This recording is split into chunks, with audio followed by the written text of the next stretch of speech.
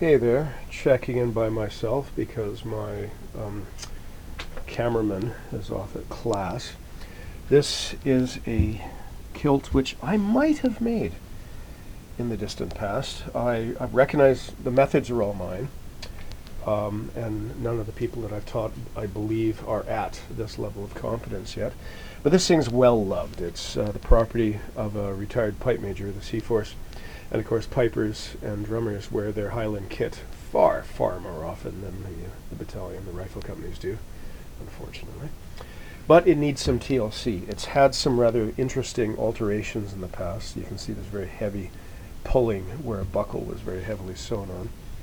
And there's the usual damage from a kilt pin, clearly because the thing's been put in and taken out numerous times. So at the end of it, this isn't bad enough for me to have to stabilize, but when I put the kilt pin in, I'm going to abjure him to leave it alone, strictly alone thereafter.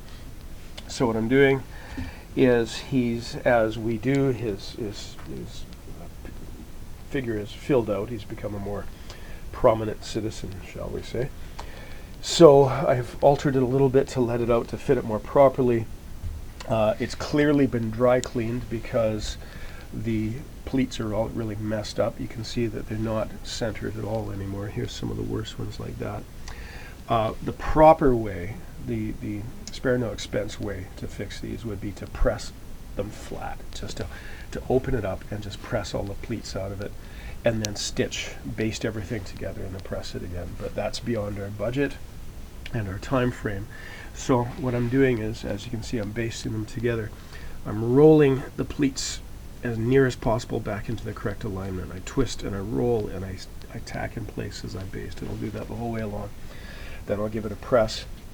There's also been some damage at what had been the edge of the inner apron, where the stitching at the bottom of the fell had provided a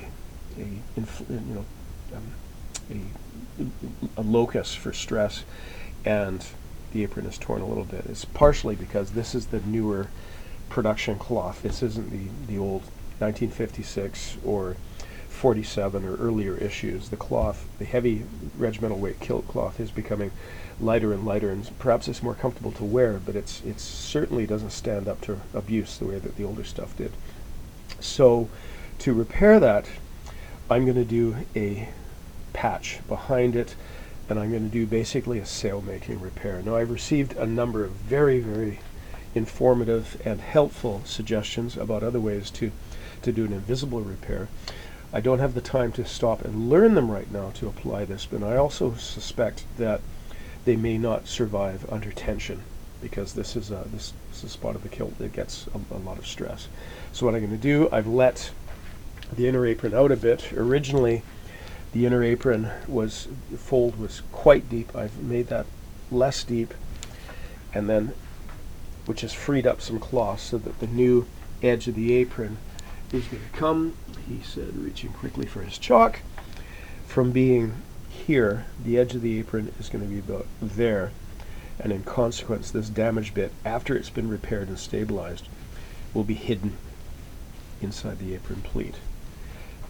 What remains to be seen is, after a few years more of intense wear, will it tear again at the same damn spot? We'll just have to see. Right, so he's going to be by in a few hours. Oh yeah, here's one other thing I had done. Earlier,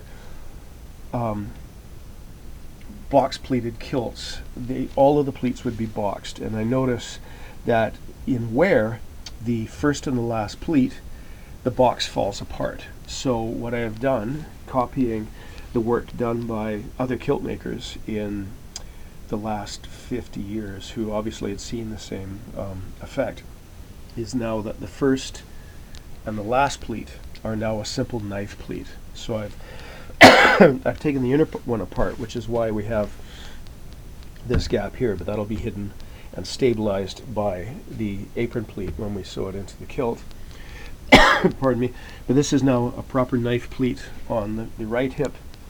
And this, while I haven't undone this yet, I might still undo this pleat and then press it flat. We're going to see how it reacts to the first press, whether I'm going to have to take this fold out and press it flat or not. This fellow, the Pipey, will be by in a few hours, so by the time he gets here, I'm going to have that all basted into position, ready for a press. I'm going to trial fit it to him, and although I haven't adjusted the apron to size, I'm going to temporarily baste it in place, like thus, very roughly thus. It'll baste in place. I will try it to him. And I had a question recently from another kilt maker about locating the straps and the buckles. And I have to admit, I cheat, because or at least I have let's say a labor-saving method which prevents error, or decreases the chance of error, when I offer this up to his figure for a trial fitting.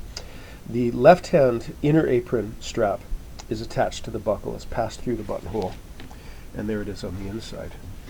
The outer apron strap is attached to the buckle and tab, which are not yet attached to the kilt. So when I fit it to him, pardon me again, when I fit it to him, I will first fit it to him, locate the position that the strap will be attached to over here, sew it in place, double check it, put it on him again, and then when that is properly fastened, I will then mark where this tab should be fastened. It has a number of advantages. We get it right the first time, and frankly, the customer is immediately made aware of the attention to detail that we're paying here. It's a little bit of theater, but it's also a very effective way to A, get it right, and impress upon the customer that we're doing our utmost to get the superior fit. So we'll see how this goes. I'm going to keep bashing away at this.